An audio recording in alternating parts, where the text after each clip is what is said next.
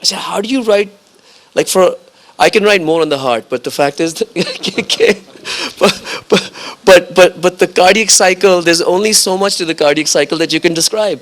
No, page bharte jaye. Okay, how does that link back to, so in there was this whisper.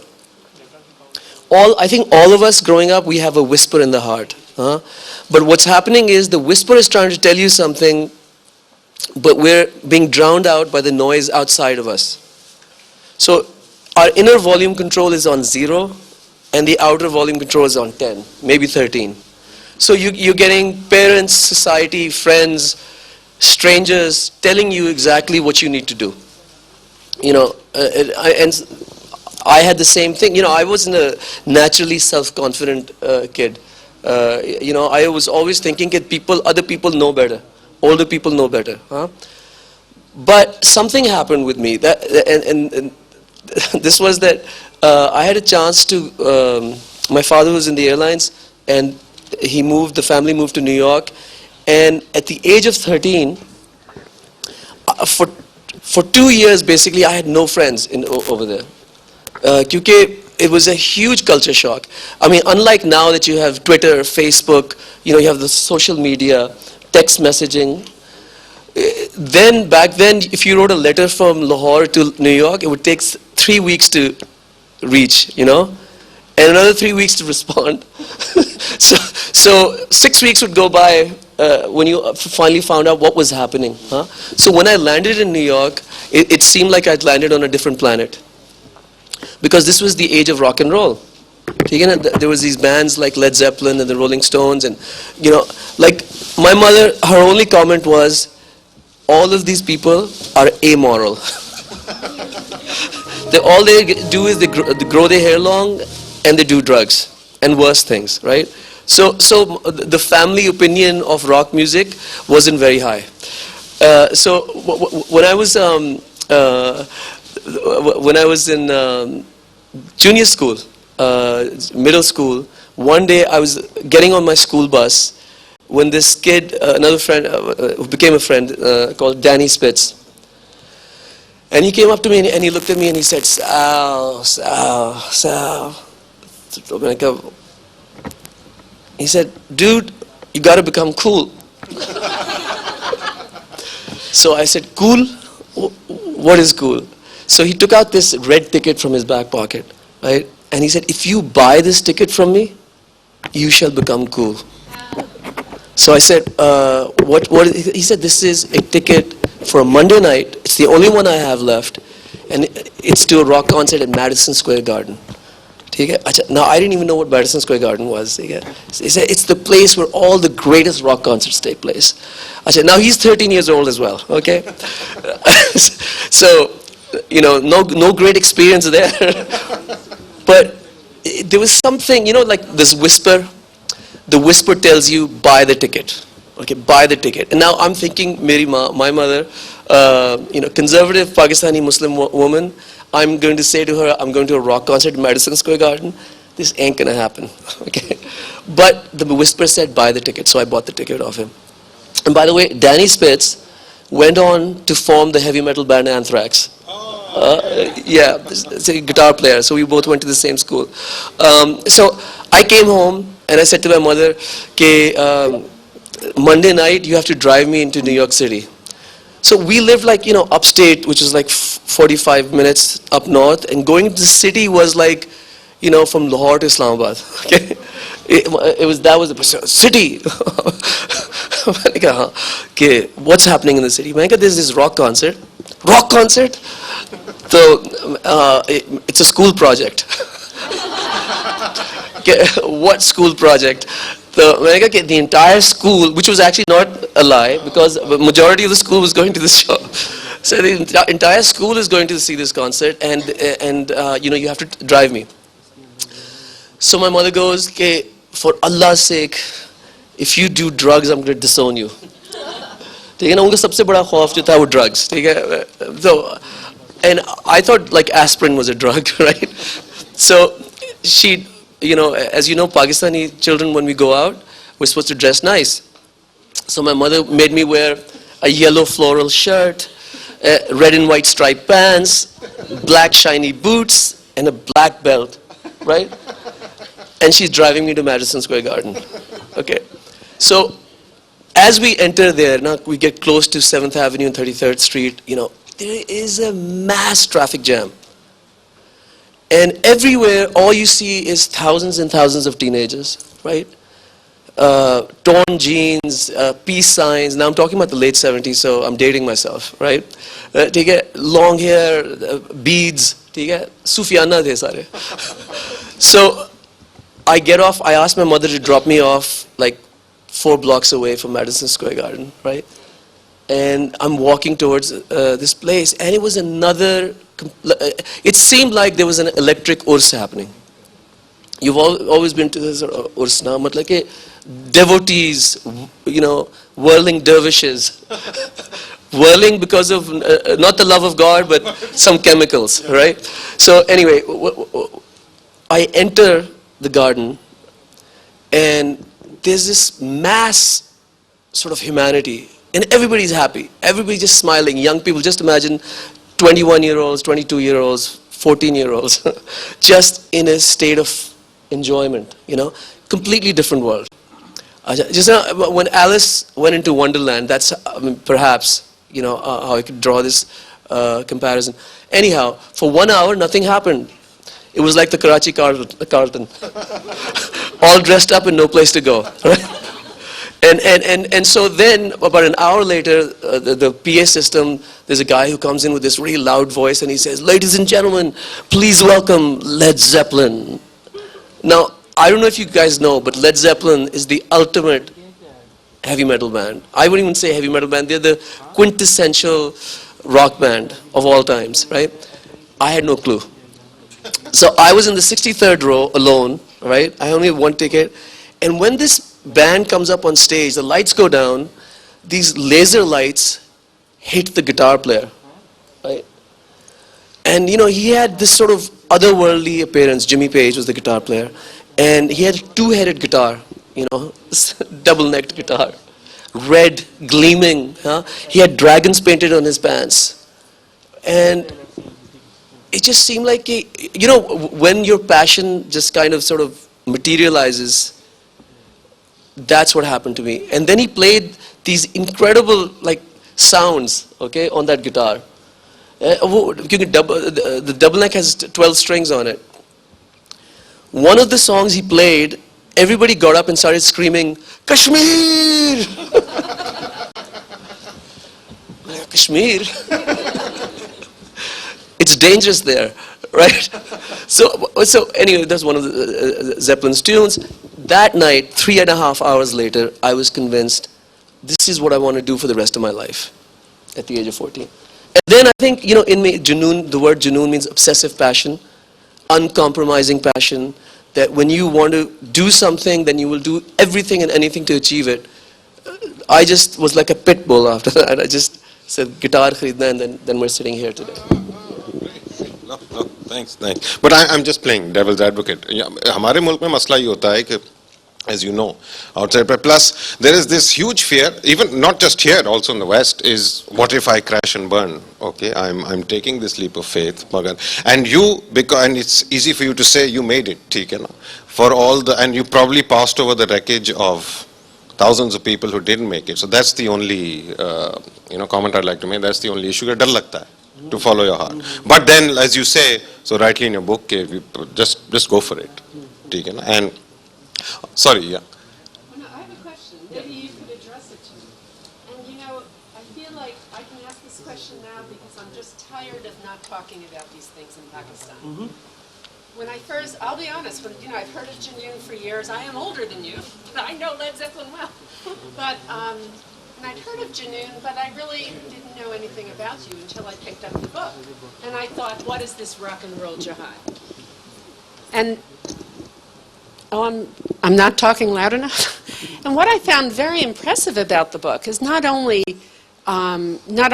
what you went through in your own life, but the fact that you have a very, very good critique of cultural issues in Pakistan and how I've published, I'm one of these international authors. I write lots of books on Pakistan and have written a lot of, my very first book was Islamic Reassertion in Pakistan, the application of Islamic laws in a modern state.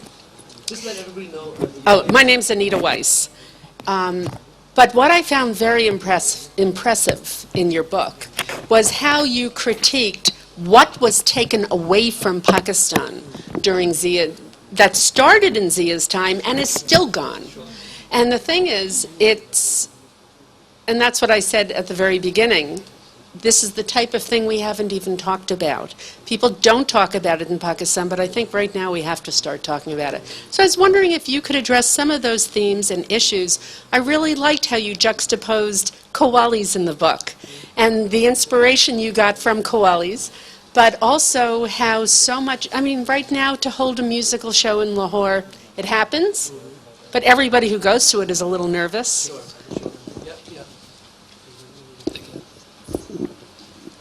So, great question. I think that's one of the core reasons that I actually wrote the book. The backstory, how many of you have read the book?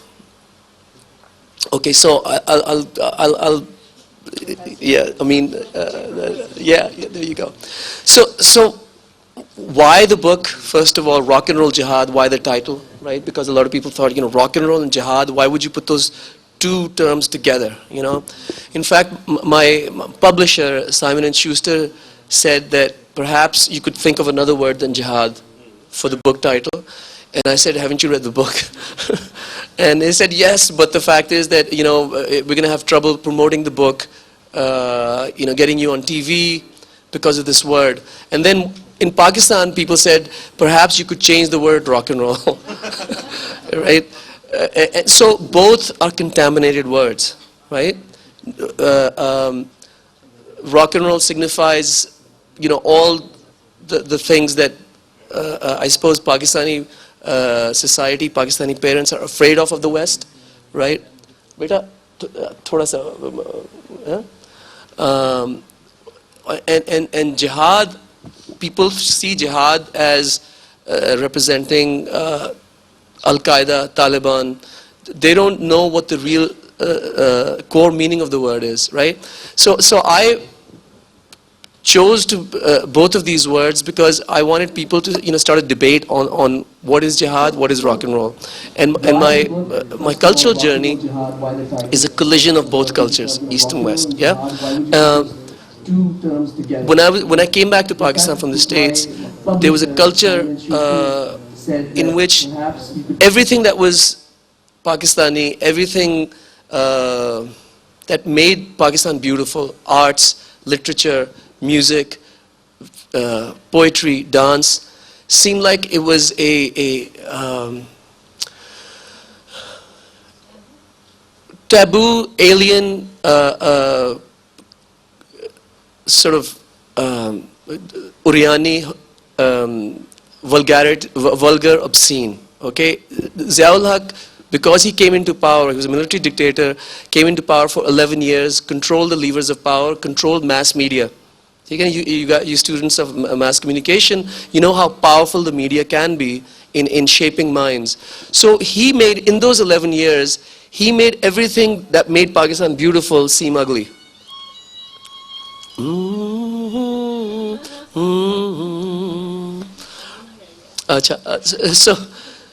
So everything that was beautiful, he made ugly. Now, why I say everything beautiful? Because in the book, I write about my earliest experience with music, which was Qawwali at a family wedding.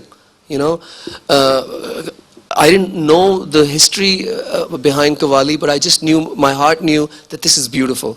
Those rhythms are intoxicating, trance-inducing. And it was a regular part of our daily life, okay? Movies.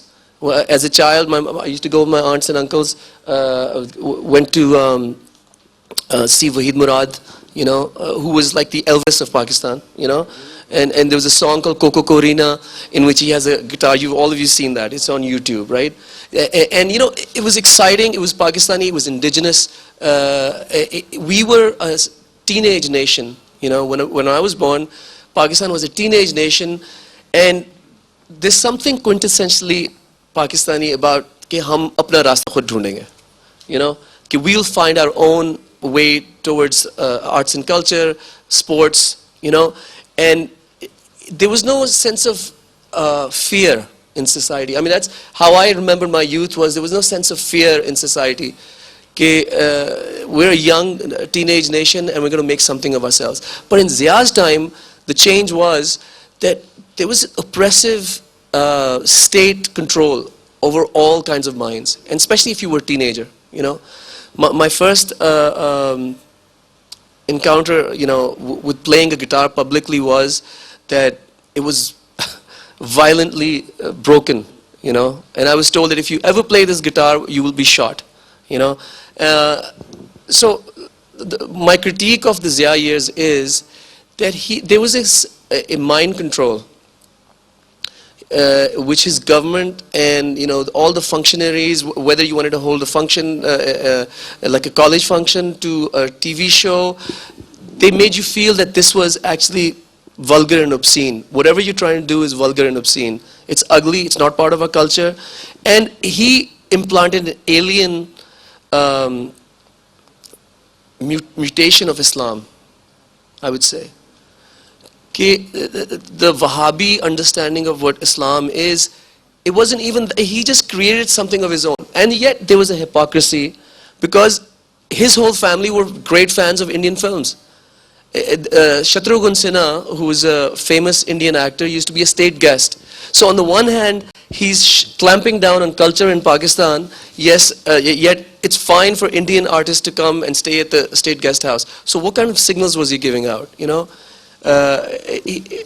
Taboo, alien. In a sense that we had to unthinkingly recreate culture. When I was in college, we had to recreate a youth culture for Pakistan, and that started with Dil Dil Pakistan. Because he came into power, the military So talking of music, let's drift slowly towards the music and your straddling of two cultures, because you had to, you spent so much time there and so much time here, and but in terms of bringing the music together, the structure, as you know, the structure of Eastern music, you know infinitely better than me, is very different with your rags and your, you know, combination of notes within that rag and Western chord structure itself. And was it easy to merge the two? Was it an effort? Did it come naturally? Why I say everything beautiful, because in the book I write about my earliest experience. You know, when we're 13, 14 years old, when we watch a film, or even younger, right? When we watch a film or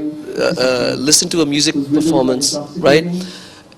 We don't analyze it, dissect it. We listen to it, and either it touches your heart, or you say, "Samajh nahi aayi," you know, I didn't understand it.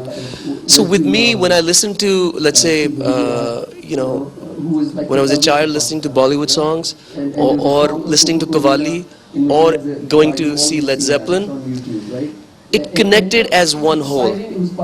All right, it never was this is East and that is West. You know, this is Indian, this is Pakistani. It always created a oneness, which for me, I mean, that's been the core anchor in my life. That when I see the world, I don't break it. You know, they say that when you Einstein said this, that the process with which he discovered the theory of relativity. They asked him that, how did you come up with E is equal to mc squared? And he said music. We're a young teenage nation, and we're going to make something. Music, and you know, he played violin as well. Einstein played violin, and he listened to a lot of classical music. So he said that music sparks this creativity. You know the difference between the right brain and the left brain, right? The right brain is your creative, intuitive.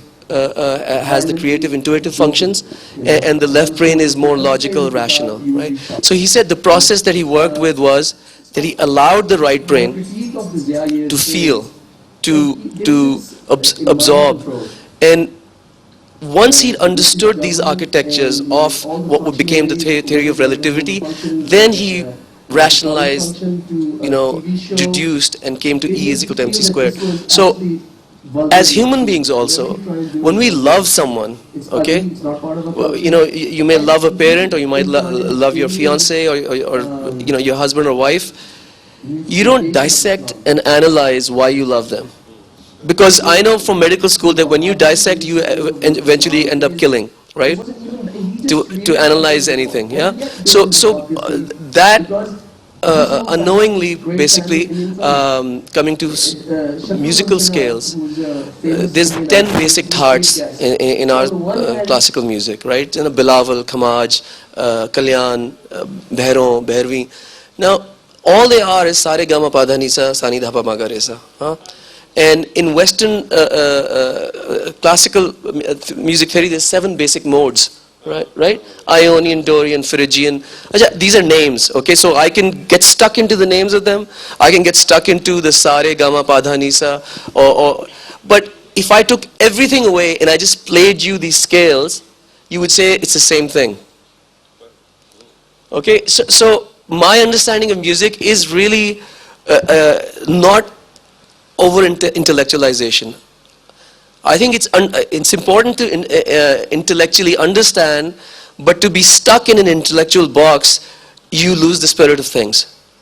All the music that I make, the compositions that I've come up with, are never intellectual. It's whatever. Just for example, Jazba Junoon, right? I was stuck in a rut in my life. I thought I'd be this great guitar player, and things were that I couldn't even pay the bills for my family, right? So this melody just came. I was in the car, and a melody just came. Da na na na na na na na na na na na na na na na na na na na. Now, Gari, when I was in the car, when that melody came, it didn't say this is A minor Aeolian. This will be a Kerwe mein hogi ye beat. It just came as a melody, and it had a groove to it. It had a movement to it, and then with words on top of it, it sounded really cool. Okay, so to simplify, things have to sound beautiful, exciting, passionate, and then you can dissect as much as you want what it eventually became. You have a guitar? I do have a guitar. Yeah, to nikalo na. Salman? Let's. Yeah. So in the end, we can do the guitar stuff. Maybe. Okay.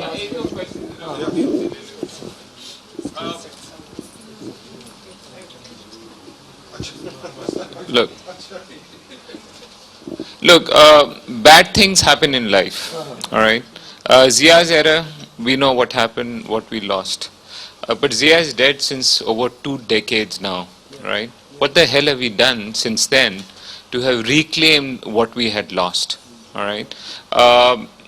So I think the blame, in my opinion, lies equally on our so-called elite civil society of the last 2 decades as much as Zia ul Haq. And we can then buzdali and selfishness, if we can creep out of it, miracles start happening. And I think I blame the civil society as much as Zia or military or politicians for our current state. I just need to know your opinion. And going forward, I understand Imran Khan phenomena. I see this a manifestation of the civil society movement that's a global movement right now. And so how do you foresee going forward? And how do you what would you recommend, what would you suggest could be the possible solutions going forward?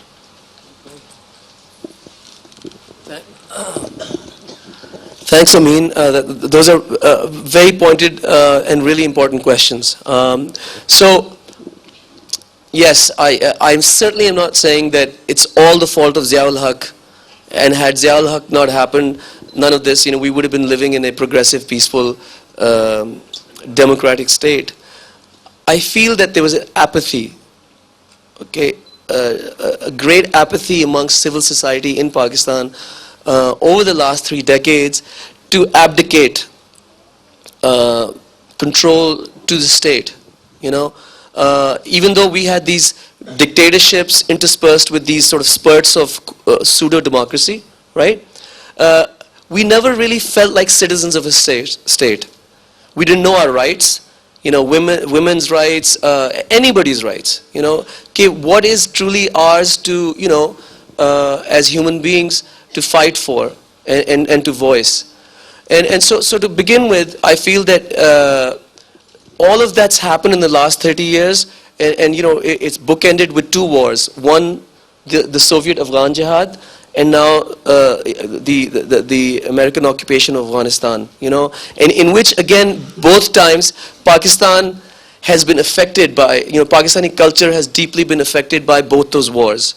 I can't underemphasize that, But here's the silver lining to this, that in my book, one of the reasons I wrote this was that you could actually see a snapshot of how life was, me as a teenager, growing up in a country affected by another war, right? Affected by a military dictatorship, and then in between having these experiments of democracy taking place. What's the silver lining is that I see your generation, especially, right, waking up. There's an awakening taking place. When Imran Khan asked me to come and perform at that Unity Jalsa on the 25th of December, it was amazing to see over 200,000 people, and amongst them, majority of them being young people. Okay, and it seemed like a rock concert. Like when I performed the national anthem on the guitar and Jazba Junoon, there was this energy which you felt at rock concerts or cricket matches. Okay, and it seems like a nation is there not because they're being forced to go see this jalsa. Let's go to this jalsa. They want to be part of something big. They want to be part of a change. And perhaps, the change that we've seen in Egypt and Tunisia, that all of this is a part of a global youth change, transformation that's taking place. But I've always believed that Pakistan has been ahead of the curve, that in terms of anticipating change. I mean, for example, the lawyers' movement in 2007, it was a revolutionary civil society change. I mean, it was a civil rights movement, the lawyers' movement. But then with everything gets morphed and mutated, right? So right now, what do I think Pakistan needs? Pakistan needs a civil society movement, okay? Change. I've come up with three words: Aman, Rozi, Talim. And if you look at the acronym A, R, and T, art, Aman, Rozi, Talim, that no matter which side of the divide, you may be on a, conservative, liberal, right, left, centrist, wherever you are, you can agree on peace, right? You can agree on jobs, job security, financial security, and yes, we can all agree on Talim, right, education. So peace, jobs, and education. I believe if we fight for these rights, this generation, some of you are from Karachi University, mass communication, and you're going to become journalists, right? From 20 to 30, let's say 2012 to 2022, I feel is the most crucial decade in the history of this nation thus far. We can take Pakistan. And people think I'm crazy, but I think in 2022, Pakistan can be a first world nation. Inshallah.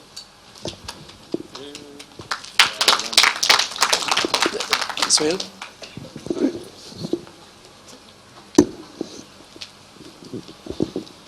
Hi, I just got two questions for you. Answer as you would like. One is reinvention. You seem to be fantastic at reinventing yourself, if that's the proper term, from guitarist to singer, and writing a book. There's a lot of good work that you've done in America as well. Your views on reinvention, how you do it, and what is next. That's one of the questions. The other question is being associated with radio. Your last album I thought was amazing, and with the words, the rhythm, and your voice. Great fan of that. When are you coming out with another one? Okay, here we go.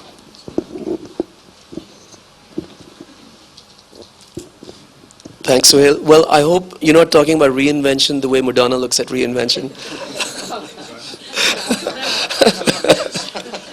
So, no, I just try to be in the now. Okay, so I guess that when people say, "Ji, okay, you know, you were with the vital signs, and you were with Junoon, and now, you know, you're writing a book," and I don't see my life in terms of, you know, these blocks and chunks.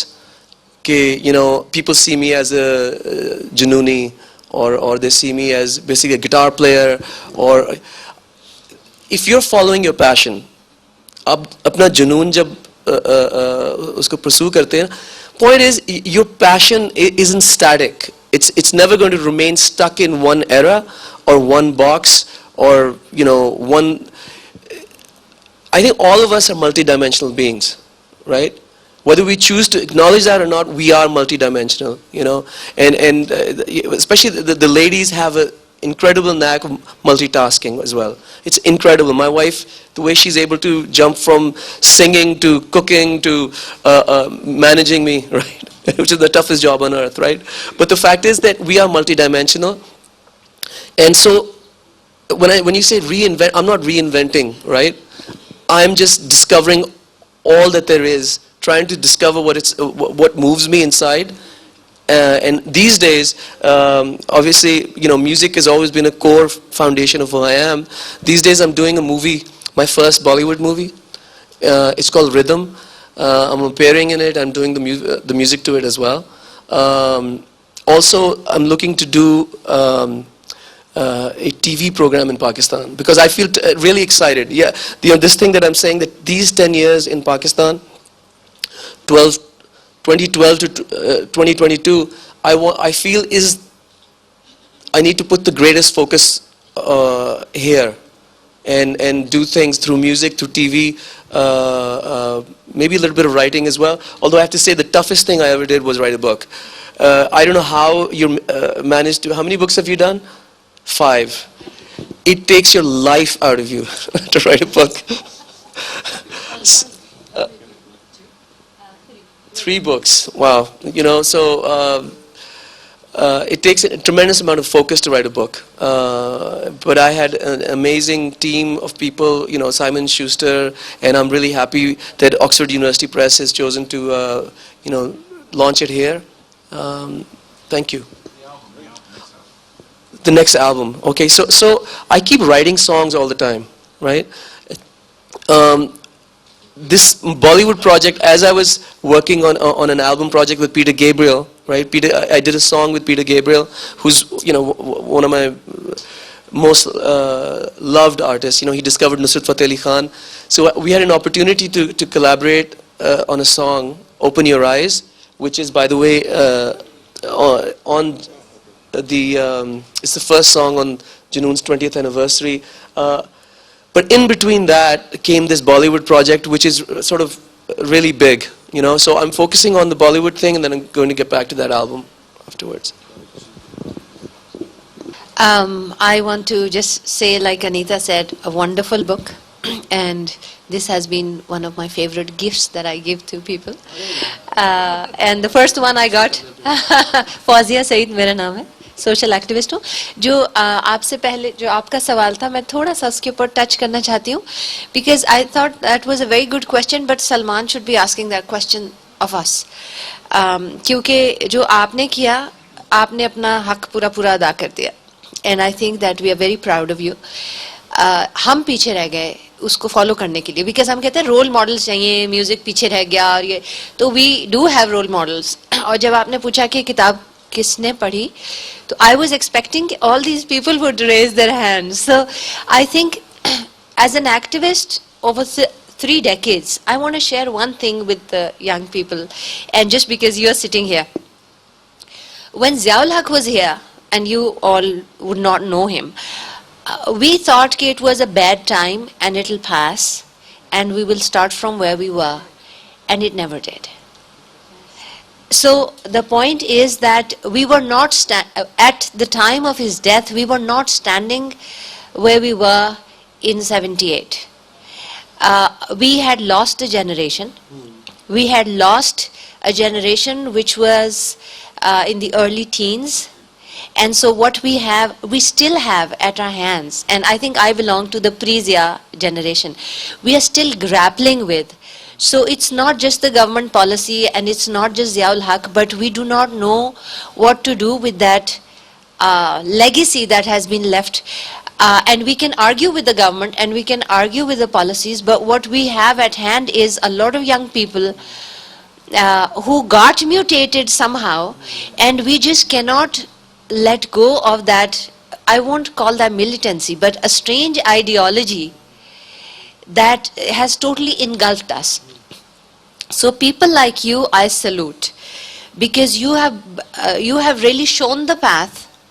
But we are waiting for others to use these role models and use these icons, and actually, really, it's not just a romance to, I mean, I came on time for this session because I thought I wouldn't have room to get in. You know, that's exact. I left my breakfast and I rushed because I thought this room would be so jam-packed that I wouldn't have a place to sit or stand. So I think that we have not done our work. You have done yours.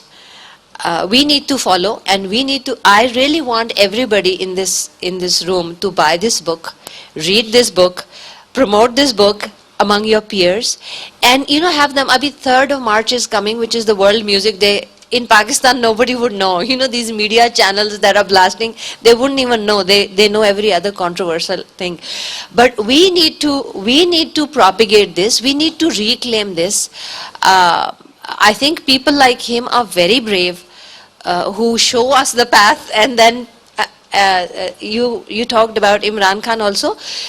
And you very well said that in the beginning, everybody jumps onto that path, thinking that we will get to the end that we want to, and then it gets hijacked, and it gets, we need to be clear as to what we want to reclaim. And I really want the young people to follow brave people like Salman and listen to him carefully and read what he writes and listen to his music. Thanks. I was saying, a cultural renaissance. I mean, like you said, Zia died a long time ago, but people just haven't taken that step forward. We have little artists here and little artists there, but this cultural renaissance, which will, of course, have social and political underpinnings. So, yeah, please. Amin wants to make a point. I think on this cultural renaissance, if you just take a view of our arts and culture, if you see why Rahat Fateh Ali is so popular, is because he had Bollywood songs, and suddenly he has filled jam-packed concerts. He surpassed, or Atif Aslam for that matter, or Ali Zafar. कोई इसको lift नहीं कराता था about 2 साल पहले. Suddenly Bollywood, and suddenly he's become a rock star in Pakistan. Or for that matter, our foreign minister, she went over there, got glorified. Suddenly we started seeing her in a different light. We are kind of stuck up here, and while we say we are cultural here, but I think we've just shifted to the Bollywood. Look at the vulgarity and the violence that you see in that, and it's so popular. Everyone is watching these Bollywood movies. My cultural shock came when the Jinnah project with Akbar Ahmed, and we thought it's going to be a hit. The movie itself, it was a total flop here. Nobody wanted to see, Jinnah and everything, and I thought it would do really well because we'd gone through, I was involved in it, and I thought it was a good movie on its own. So I think, and to be honest, even you, I think, there was that rock and roll era and that thing. Now, even now that you've come here, I feel that, you're absolutely right, Fawzia. This should have been filled. It's not. So we've become like a niche player in a small corner, while the ocean is, be it Bollywood, arts and culture, or even our dramas. If you see, we have such great depths and everything. They're not doing as Saas Bhi Bahu or some nonsense plays. I mean, those are, governing our airways. So I think we have a psyche change on superficial things that has taken place, and we need to reclaim that. I understand there is a lot going on, but a lot more needs to be done. Can I make 1 or 2 comments on the question that came before, because that's very close to my heart. That's about 2 decades have passed in Zia, and we have not yet returned to Zia era, and the lady said the same thing. You see, the problem is that, you said the same thing, the problem is that somebody like Zia, who's ruled 11 years, leaves a very deep imprint on the society. He changed the mindset. the younger people got involved in very funny ideology, interpretation of Islam, which was not Islam. And then the violence. Don't forget that somebody like Salman Taseer was killed simply because he was going to visit that woman who was being charged for blasphemy while she was not committing any blasphemy. So, yes, it's right to be impatient about these things, but I think we need to take over and reclaim these things. But at the same time, we have to understand realistically what's going on. Why aren't so few people here, you said? It's because people are really scared. Even today, people are scared to go out and speak and talk because they don't know who is going to shoot them, when, for what. And obviously some very stupid thing. Thank you very much. So, I just wanted to respond. Okay, great input. It sparked thought. Now, let me just ask you, people. How long is our session supposed to be? Huh? We have 15 more minutes. All right. So let me. This will be my closing remarks. Yeah. Unless you have, if anybody has a question, short question, you can ask me. I'm happy. This is the reason. I mean, today. I'm going to do a concert tonight, so you'll be able to listen to the music tonight. But I wanted to focus on the book. Because people sort of say कि जी गाना सुनाएं और आगे चलें, ठीक है ना? ज़्यादातर यही है कि गाना सुनाएं और आगे चलें. But all four of you have touched upon themes which are very close to my heart. The simple thing, and come back to the beginning when I was talking to these girls from Karachi University who are in mass communication, who are going to be journalists. You'll be shaping. You see, you have a great power.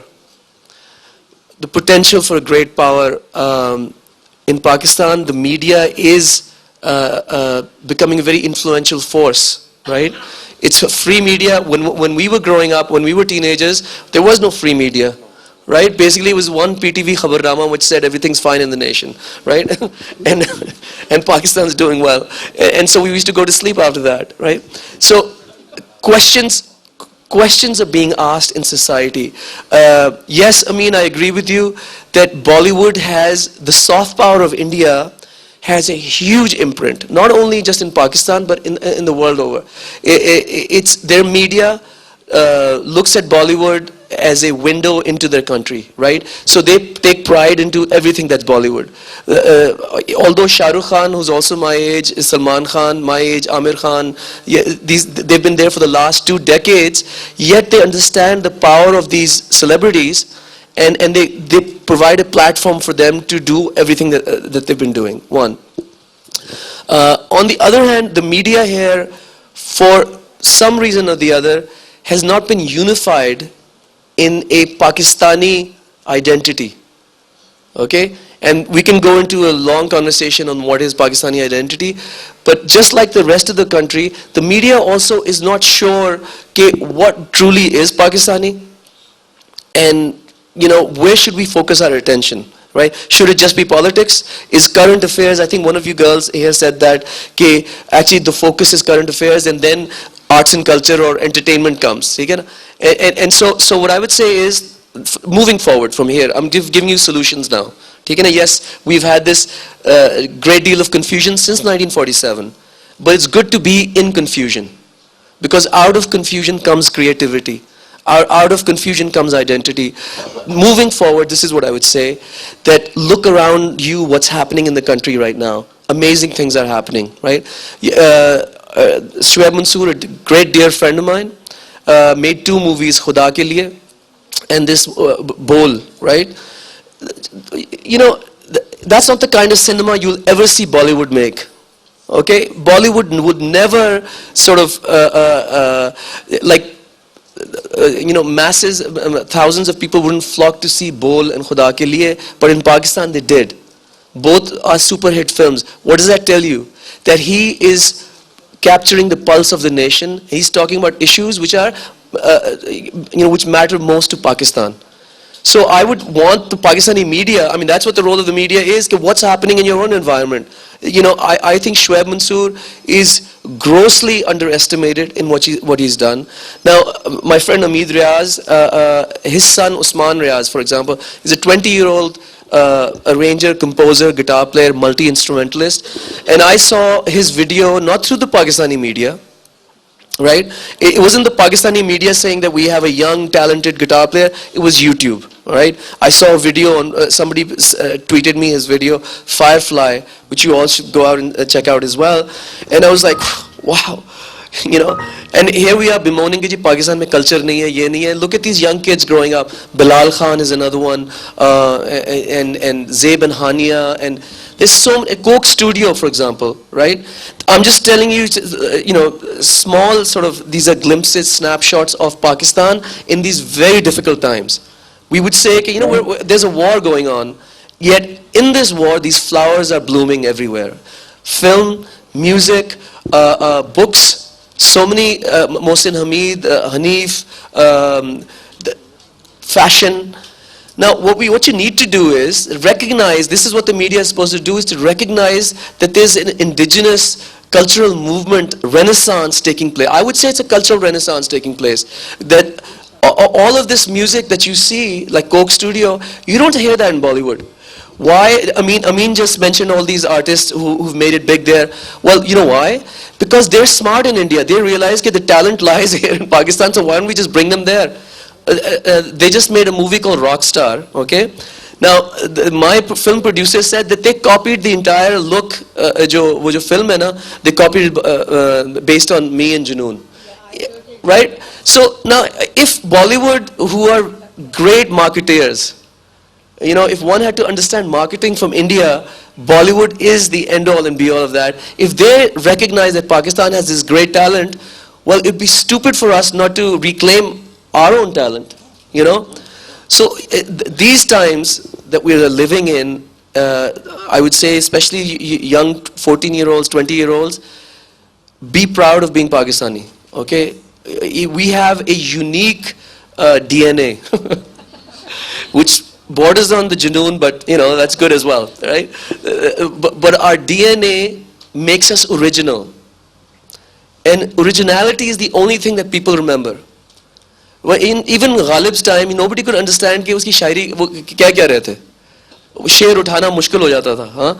But 200 years later, 200 years plus later, we know what a huge literary force Ghalib was. So we are living these times where we have these literary forces, you know, poets, writers, filmmakers coming up, but we need to embrace them. We shouldn't wait for them to be accepted in Bollywood and then say, ah, yaar, ye to ab Rahat Fateh Ali Khan ban gaya. Lo.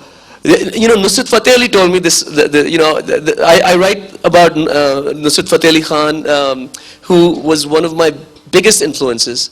You know, he actually made me realize that what a huge, rich musical culture Pakistan has, you know. So first time he asked me to perform, we were doing a fundraiser for Imran Khan's hospital. So I was nervous, you know.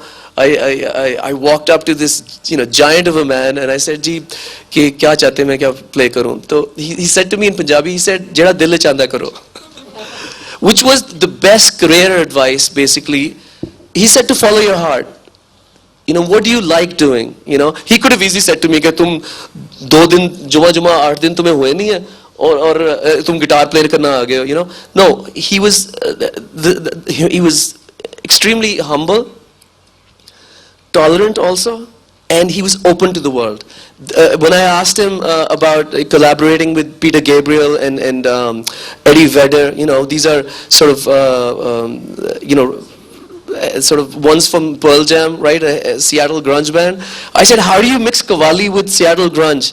And he gave me sort of a theological, you know, evidence on that. He said, look, the Quran says, there's a line in the Quran which says, we were made into nations and tribes, right? We created from a mother and a father, made into nations and tribes, so we may get to know one another.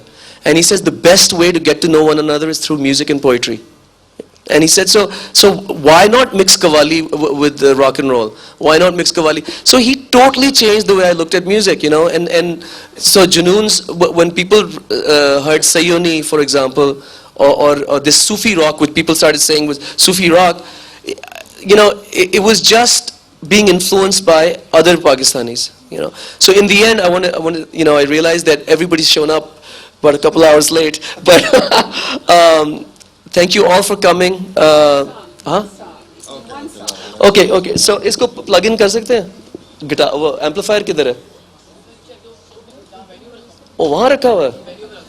Okay, so listen, I would much rather, and I think, yeah, we're going to do a concert tonight at 7 o'clock, 7:30, right? 7:30, and I'm really, tonight's concert has one of my favorite young stars, Pakistani stars, Usman Riaz, who's going to be with me, two classical virtuosos, Intizar Hussain, amazing classical singer, and Ghulam Ali, and you'll see that the talent we have in Pakistan, it's incredible. It's just big. So Amit, thank you so much.